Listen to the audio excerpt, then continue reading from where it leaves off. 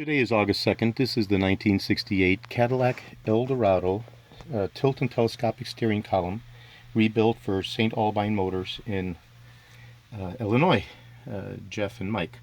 So the unit was sent to me and it was in severe bad shape. We originally were going to do a core exchange, but this thing was in such bad condition, wasn't even qualified as a suitable core. So it had primarily broken spheres in the center. It was packaged loosely in the box, banging around inside the box. The plastic donut of the wiring harness was broken, and the shaft was broken along with the bearing in the bottom. So as you can see, I've replaced and put in a new lower shaft within the unit and replaced the bearing at the bottom as well.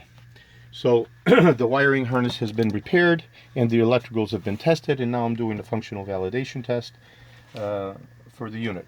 These two our levers are not included. These are just some old rusty levers which I've put in for the purposes of testing. So I've gone ahead and, in accordance with the original electrical diagram, I've connected it to power on the power feed button, and now I'm going to go ahead and I'm going to actuate the tilt lever like it's a left-hand turn signal. And in the left-hand turn signal we have the black with the yellow, and I'm sorry, it's activated for a right-hand turn. So in the right-hand turn we have the dark blue and the dark green wires. So I'll go ahead and I'll touch them.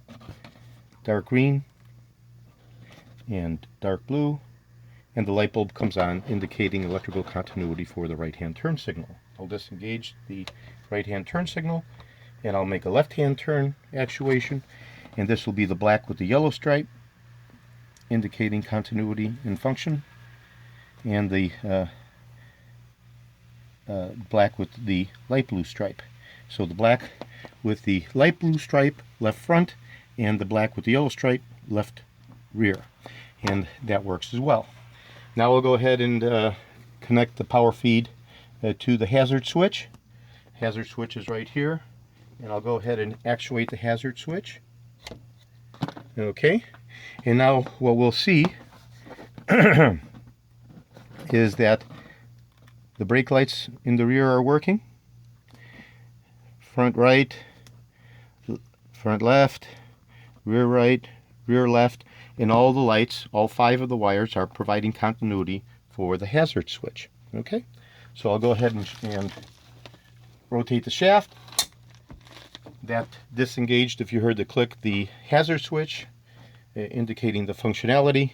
And now we'll test the cornering light, and I'll connect the 3-prong arc connector to the cornering lights. These are the side markers in the front rear fender, the rectangular side marker cornering lights in the front fender.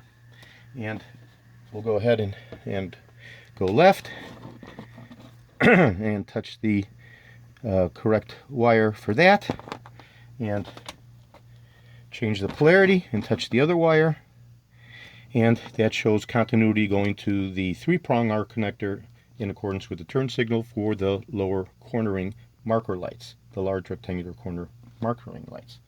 So the unit's back at the neutral position. So what we've done now is we've done a complete electrical test of all 5 wires, the braking lights, both rear tail lights, and both front signal lights when the hazard is actuated.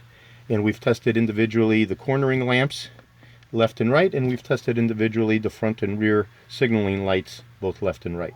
So electrically everything has been tested and is fully functional.